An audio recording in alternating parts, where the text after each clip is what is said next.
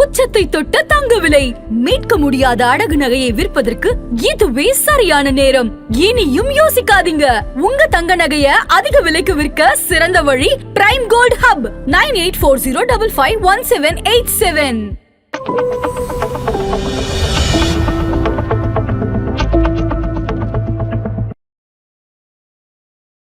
சரி, இப்போ நிறைய பேர் வந்து கோல்டு சூஸ் பண்ணுறதுக்கு இன்னொரு ஆப்ஷனே வந்து ஈஸியாக பிளட்ஜ் பண்ணி லோன் வாங்க முடியும் அப்படின்றதுக்காக.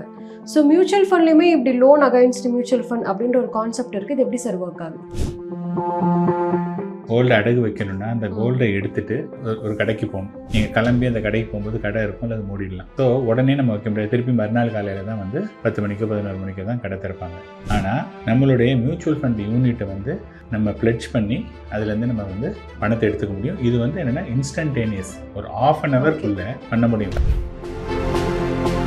ஸோ இப்போ யோசிச்சு பாருங்கள், யார் நமக்கு ஷார்ட் டேர்மில் வந்து நம்மளுடைய பண தேவைக்கு யார் கொடுக்கறதுக்கு ரெடியாக இருக்காங்க? சப்போஸ் நீங்கள் 1 லட்ச ரூபா மட்டும் எடுத்துக்கிறீங்கன்னு வச்சுக்கோங்க. 1 லட்ச ரூபா எடுத்துக்கிட்டு ஒரு மாதம் வரையும் நீங்கள் வச்சுருந்தாலே நீங்கள் 833 ரூபா பே பண்ணால் போதும். ஒருவேளை இன்ட்ரெஸ்ட் பே பண்ணலாம் என்ன சார் ஆகும்? நீங்கள் பே பண்ணலை அப்படின்னு சொன்னதாங்கன்னா 5ஆம் தேதி எனக்கு தேவை எவ்வளவு? 4300 ரூபா.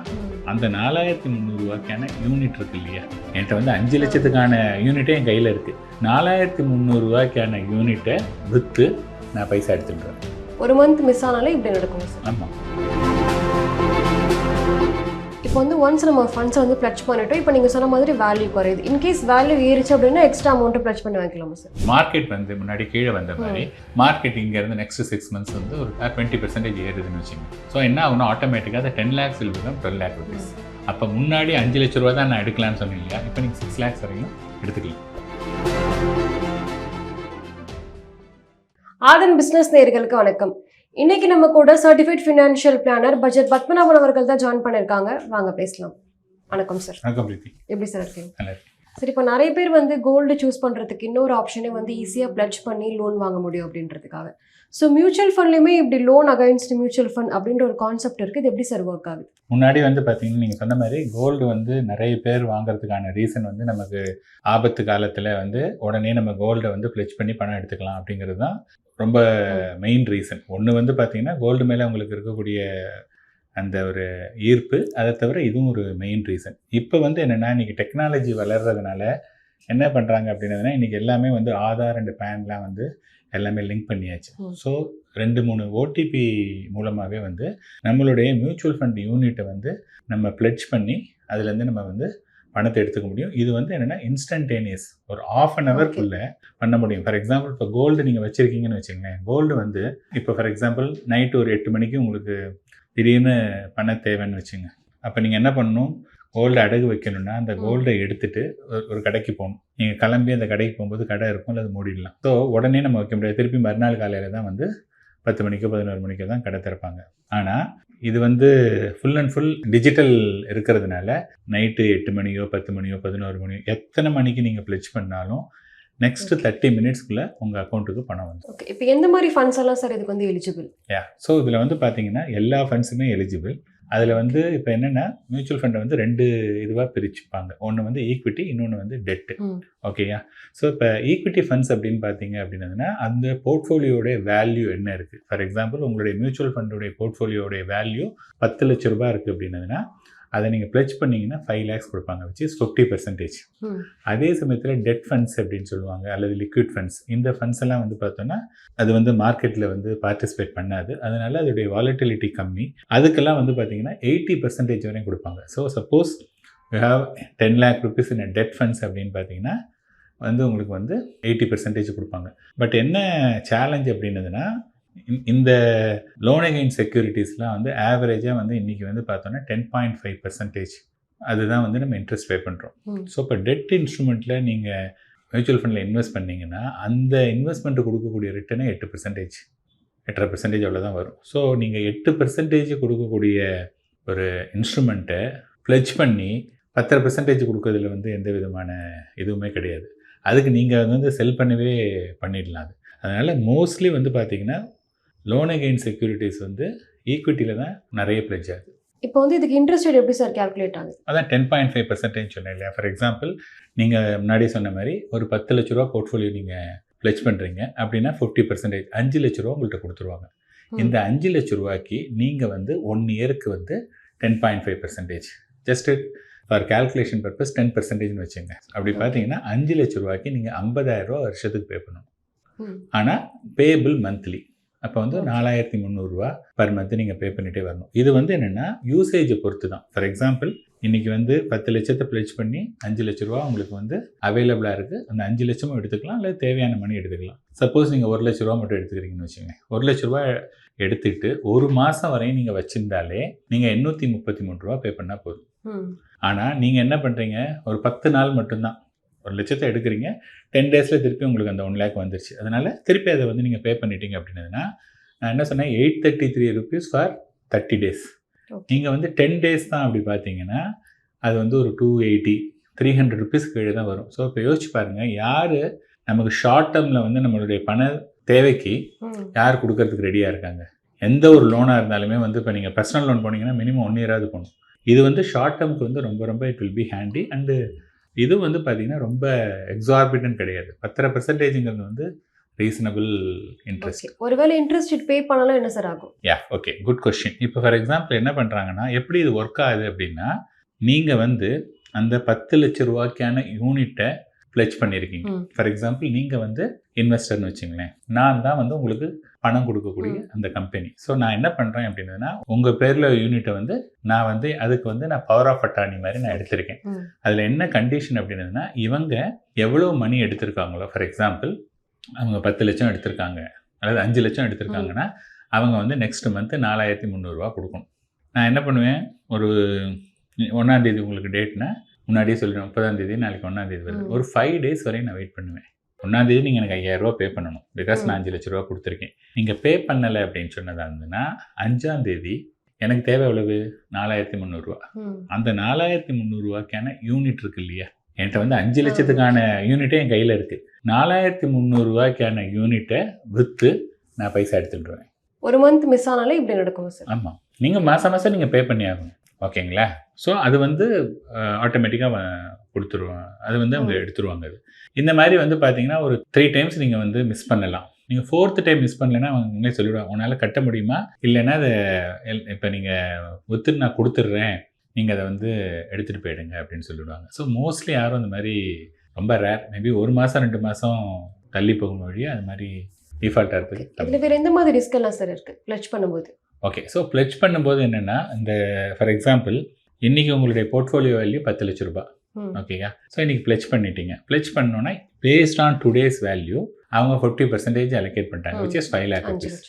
மார்க்கெட் வந்து கீழே வர ஆரம்பிச்சிது. Say for example if you take March 2020, March 2020 first March 2020லேருந்து 23 மார்ச் 2020 இந்த 23 days அதில் வந்து பார்த்தீங்கன்னா மார்க்கெட் கிட்டத்தட்ட 30% விழுந்துருச்சு. ஓகேயா? அப்போ நான் என்ன பண்ணியிருக்கேன், 10 லட்ச ரூபா உங்கள்கிட்டருந்து வாங்கி 5 லட்ச ரூபா கொடுத்துட்டேன். இன்றைக்கி என்ன ஆச்சு, 30% ஃபால் ஆகிடுச்சு. So your 10 lakh will become 7 lakhs. அப்படின்னா நான் 3 லட்சம் தான் நீங்கள் உங்களுக்கு கொடுக்கணும். இப்போ என்ன ஆயிருக்கு அப்படின்னா 5 லட்சம் நான் உங்களுக்கு கொடுத்துட்டேன், அது 3 ஆயிடுச்சு இல்லையா? அதனால் நான் என்ன பண்ணுவேன்னா, நெக்ஸ்ட் மந்த் வருது இல்லையா, நெக்ஸ்ட் மந்த் வரும்போது என்ன சொல்லுன்னா மார்ஜின் ஷார்ட் ஃபால் அப்படின்னு சொல்லிட்டு நீங்கள் அந்த 1.5 லட்ச ரூபாயை நீங்கள் திருப்பி கொடுக்கணும். புரியுதுங்களா? அப்படி இல்லைன்னா அதுக்கான யூனிட்டை நான் விற்று எடுத்துருவேன். அதுக்கு தான் நாங்கள் என்ன சொல்லுவோம் அப்படின்னா, இந்த மார்ஜின் ஷார்ட் ஃபால்ங்கிறது வந்து நம்ம கையில் கிடையாது, மார்க்கெட் மேலே போகும் கீழே போகும் அது இருக்குது. ஸோ நீங்கள் என்ன பண்ணணும் அப்படின்னதுன்னா, ஃபார் எக்ஸாம்பிள் 10 லட்சத்தை நீங்கள் பிளட்ஜ் பண்ணுறீங்க, உங்களுக்கு 5 லட்ச ரூபா கொடுக்குறாங்க அப்படின்னதுன்னா, don't take all the 5 lakhs. நீங்கள் ஒரு 3.5 lakhs அல்லது 4 lakhs அது மட்டும் எடுத்துட்டீங்க அப்படின்னதுன்னா, மார்ஜின் ஃபால் ஆனாலும் அந்த 1 lakh பஃபர் இருக்கு இல்லையா, அது அதை வந்து நீங்கள் கன்சியூம் பண்ணலை. ஸோ ஆட்டோமேட்டிக்காக அந்த மார்ஜின் ஷார்ட் ஃபாலை அது வந்து அட்ஜஸ்ட் பண்ணிவிடும். So it is always better to take ஒரு 75 to 80% ஃபுல்லாக நீங்கள் எடுக்காதீங்க.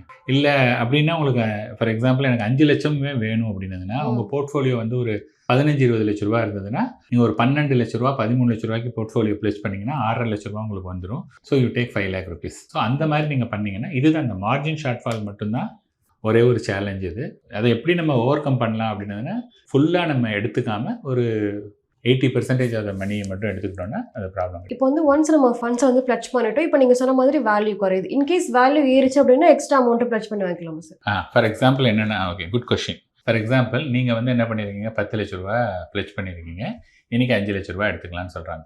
மார்க்கெட் வந்து முன்னாடி கீழே வந்த மாதிரி மார்க்கெட் இங்கேருந்து நெக்ஸ்ட் 6 months வந்து ஒரு 25% ஆர் 20% ஏறுதுன்னு வச்சுங்க. ஸோ என்ன ஆகுனா ஆட்டோமேட்டிக்காக அந்த 10 lakhs will become 12 lakh rupees. அப்போ முன்னாடி 5 லட்ச ரூபா தான் நான் எடுக்கலான்னு சொன்னேன் இல்லையா, இப்போ நீங்கள் 6 lakhs வரையும் எடுத்துக்கலாம். ஓகே. ஸோ நீங்கள் அதுக்குன்னு திருப்பி இன்னொன்று பிளட்ஜ் பண்ண வேண்டாம். So at the end of the day நான் எவ்வளோ யூனிட்டை பிளட்ஜ் பண்ணியிருக்கேன், அதோடைய கரண்ட் வேல்யூ என்ன. இந்த வேல்யூ டிக்ரீசஸ் அப்படின்னதுன்னா I have to give margin funding, அதுக்கான மணியை கொடுக்கணும். இது இன்க்ரீஸ் ஆச்சு அப்படின்னதுன்னா I can take more loan. இப்போ ஒன்ஸ் நம்ம பிளட்ஜ் பண்ணிட்டோம், இப்போ அந்த ஃபண்டில் வந்து அதுக்கப்புறம் எந்த இன்வெஸ்ட்மெண்ட்டும் பண்ண முடியாது சார்? இப்போ ஃபார் எக்ஸாம்பிள் ஒரு ஃபண்டு, ஓகே, அந்த ஃபண்டில் நீங்கள் என்ன பண்ணியிருக்கீங்கன்னா அந்த ஃபண்டில் வந்து லெட்டஸ் அஸ்யூம் அதில் வந்து ஒரு 10,000 யூனிட் இருக்குன்னு வச்சுக்கோங்க. ஒன்று என்ன பண்ணலான்னா என்டையர் 10,000 யூனிட்டை நீங்கள் பிளட்ஜ் பண்ணலாம். ஓகே, பிகாஸ் எனக்கு வேறு சோர்ஸ் ஆஃப் இன்வெஸ்ட்மெண்ட்லாம் கிடையாது, திஸ் த ஒன்லி இன்வெஸ்ட்மெண்ட் அப்படின்னா you can fledged the entire unit fledged பண்ணலாம். இன்னொன்று என்ன பண்ணலான்னா 10,000 யூனிட் இருக்குது, பட் நான் 5,000 யூனிட் மட்டும் நான் பிளட்ஜ் பண்ணுறதுனாலும் அந்த ஆப்ஷன் இருக்குது. இப்போ இன்னொரு இது வந்து என்னென்னு பார்த்தீங்கன்னா, இப்போ நீங்கள் 10,000 யூனிட் வந்து பிளட்ஜ் பண்ணியாச்சு, அதுக்கு வந்து எகெயின்ஸ்ட் 10,000 யூனிட் வந்து 10 லட்ச ரூபா வேல்யூன்னு வச்சுங்க. இப்போ வந்து என்னாச்சு, 5 லட்ச ரூபா கொடுத்தாச்சு. You can also invest in the same fund, ஒரு லம்சமாகவும் நீங்கள் இன்வெஸ்ட் பண்ணலாம், எஸ்ஐபியாகவும் போடலாம். அப்போ என்ன இது, ஃபார் எக்ஸாம்பிள் எஸ்ஐபி போடுறீங்கன்னு வச்சுங்களேன். இப்போ என்ன இது, ஃபஸ்ட்டு வந்து நான் 10,000 யூனிட் இருந்தது. ஸோ எவ்ரி மந்த்து நான் வந்து 50 யூனிட்டோ 100 யூனிட்டோ இந்த மாதிரி இன்க்ரீஸ் பண்ணிகிட்டே வருவேன். புரியுதுங்களா? அப்போ வந்து என்ன ஆகிடும்னா ஓவர் பீரியட் 1 year 2 yearsல 10,000க்கு பதிலாக அதுலேயே 11,000 12,000 யூனிட் இருந்ததுன்னா அந்த யூனிட்லாம் வந்து it is free from lean. இது பேர் வந்து லீன் மார்க்கிங்னு சொல்லுவாங்க, LIEN, அதுதான் சொல்லுவாங்க லீன் மார்க்கிங். ஸோ இப்போ என்ன ஆகுனா இந்த ஃபோலியோவில் 12,000 யூனிட் இருக்குது, அதில் 10,000 மட்டும்தான் லீன் மார்க் பண்ணியிருக்கு. ஸோ இந்த ரிமைனிங் 2,000 யூனிட்ஸ் வந்து இஃப் யூ வாண்ட்னா அதை நீங்கள் வந்து ஒத்து எடுத்துக்கலாம். ஆர் அந்த 2,000ஐயும் நீங்கள் வந்து பிளட்ஜ் பண்ணணுன்னாலும் நீங்கள் பிளட்ஜ் பண்ணிக்கலாம். ஓகே. இப்போ நீங்கள் முன்னாடி சொன்ன மாதிரி இன்ஸ்டண்ட்டாக உங்களுக்கு எப்போ தேவைப்படுதோ அப்போ பிளட்ஜ் பண்ணிக்கலாம். ஸோ இன்ஸ்டண்ட்டாக எடுக்கணும், அதை மீட் எடுக்கணும் கூட எடுத்துக்கலாம். ஆமாம், அதாவது என்னென்னா இப்போ வந்து நீங்கள் வந்து அந்த யூனிட்டை வந்து எடுத்துக்கணும்னு வச்சுக்கோங்க. யூனிட்டை எடுக்கணும்னா எப்படி பிளட்ஜ் பண்ணுறோமோ அதேமாதிரி அன்பிளட்ஜ் அப்படின்னு சொல்லிட்டு, ஓகேங்களா? ஸோ இப்போ வந்து எப்போதுமே வந்து என்னென்னா பிளட்ஜிங் வந்து ரொம்ப ஈஸி. அன்பிளட்ஜிங் அப்படிங்கிறது நார்மலி இட் டேக்ஸ் டைம். இப்போ வந்து இப்போ இருக்கக்கூடிய current சினாரியோவில் it takes 1 or 2 days. இப்போ உடனே நீங்கள் எடுக்க முடியாது. அதாவது அந்த ஃபார் எக்ஸாம்பிள் நீங்கள் ஒரு இதை பிளட்ஜ் பண்ணிட்டீங்க, பிளட்ஜ் பண்ணி பணம் வாங்கியாச்சு, அந்த ஒரு 10 லட்ச ரூபாய் இப்போ நீங்கள் திருப்பி போட்டாச்சு. திருப்பி கொடுத்த உடனேயும் அவங்களுக்கு தெரியாது நீங்கள் வந்து பிளட்ஜை எடுக்கணுமா வேண்டாமான்னு. நீங்கள் திருப்பி வாங்கின பிளட்ஜை எடுத்துட்டீங்க. ப்ராபப்ளி நீங்கள் என்ன பண்ணலான்னா வச்சுட்டு திருப்பி கூட உங்களுடைய தேவைக்கு நீங்கள் எடுத்துக்கலாம். புரியுதுங்களா? ஸோ நீங்கள் தான் வந்து பிளட்ஜை ரிமூவ் பண்ணணுமா வேண்டாமா அப்படின்னு சொல்லணும். நீங்கள் என்ன சொல்லலாம், சார் இதுவரையும் நான் பிளட்ஜ் பண்ணியிருந்தேன் யூனிட்டை, எனக்கு பணம் கொடுத்துருந்தீங்க, நான் இந்த ஃபண்டை நான் வைக்க போகிறேன், அல்லது இந்த ஃபண்டு சுமாராக தான் பெர்ஃபார்ம் பண்ணுது, ஸோ இந்த ஃபண்டுலேருந்து இன்னொரு ஃபண்டுக்கு நான் ஸ்விட்ச் பண்ண போகிறேன்.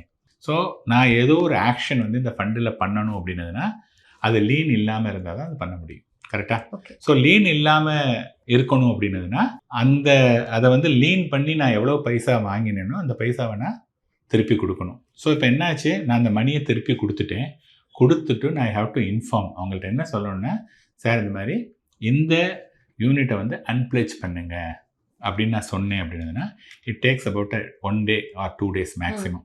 1 dayல வந்து என்ன ஆகும்னா நெக்ஸ்ட் டே நீங்கள் வந்து ஸ்டேட்மெண்ட் இது பண்ணிங்கன்னா அது வந்து அன்பிளட்ஜ் அப்படின்னு போட்டு ஆல் ஃப்ரீ யூனிட்ஸ்னு வந்துடும். No it's like a normal இது. நீங்கள் அதுக்கப்புறமா அதை வந்து உடனே வைக்கலாம் அல்லது ஸ்விட்ச் பண்ணலாம், என்ன வேணாலும் நீங்கள் பண்ணிக்கலாம். ஓகே. இப்போ loan against mutual fund approach பண்ணணும்னா யார்கிட்ட சார் அப்ரோச் பண்ணணும்? சரி, இன்றைக்கி வந்து பார்த்தீங்க அப்படின்னா நிறைய பேர் இருக்காங்க. இப்போ எங்களை மாதிரி மியூச்சுவல் ஃபண்ட் டிஸ்ட்ரிபியூட்டர் இது பண்ணிங்கன்னா we have tied up with ஒரு 2-3 பேர் இருக்காங்க. நீங்கள் வந்து சப்போஸ் நான் இல்லை சார் நான் வந்து டூ இட் யுவர் செல்ஃப் நானே பண்ணக்கூடிய ஆள்னா கூட நிறைய நீங்கள் சர்ச் பண்ணீங்க அப்படின்னதுன்னா அது பண்ணுறாங்க.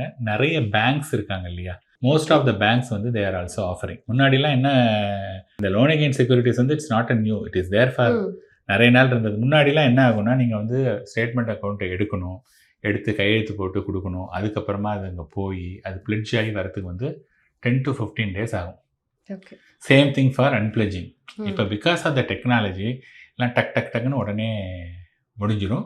அண்டு எப்பப்பெல்லாம் உங்களுக்கு சர்ப்ளஸ், இப்போ ஃபார் எக்ஸாம்பிள் 5 லட்ச ரூபா பணம் எடுத்திருக்கீங்க, 1 லட்ச ரூபா மட்டும் செலவு பண்ணிட்டீங்க, இப்போ ஒரு 50,000 ரூபா உங்கள்கிட்ட இருக்குது, அது இன்னும் 4 நாள் கழிச்சு தான் தேவைப்படும்னா அந்த 50,000 இந்த அக்கௌண்ட்டில் போட்டிங்க அப்படின்னதுன்னா, நார்மலாக பேங்க்கில் சேவிங்ஸ் அக்கௌண்ட்லாம் இருந்தால் 3% தான். வேற இதுக்கு நம்ம வந்து 10% கொடுக்குறோம். ஸோ அதனால இங்கே கூட வச்சுட்டு என்னைக்கு தேவையோ அங்கே மூவ் பண்ணிக்கலாம். ஸோ இது வந்து ரொம்ப இன்ஃபேக்ட் இது வந்து ரொம்ப நாளாகவே வந்து பார்த்திங்கன்னா சிட்டி பேங்க்கு இவங்கெல்லாம் வந்து இதுலேயே வச்சுருந்தாங்க. அது இப்போ ஹவுசிங் லோன்லேயே வந்து சூப்பர் சேவர் அப்படின்னு சொல்லிட்டு, ஹவுசிங் லோனில் வந்து என்ன பண்ணுவாங்கன்னா, இந்த மாதிரி மணி வச்சுருந்தீங்க அப்படின்னதுன்னா உங்களுடைய ஓவரால் இஎம்ஐலாம் குறைஞ்சிரும். இந்த கான்செப்ட்டுங்கிறது வந்து ரொம்ப நாளாக இருக்குது. பட் வந்து நிறைய பேர் என்னுடைய பார்வையில் வந்து பார்த்தீங்கன்னா நிறைய பேர் இதை வந்து ப்ராப்பராக யூட்டிலைஸ் பண்ணிக்கல. ஐ திங்க் கோயிங் ஃபார்வர்டு வந்து more people will use it. Okay, loan against mutual fund பற்றி நிறைய விஷயங்களை சொன்னீங்க. ரொம்பவே நன்றி. தேங்க்யூ.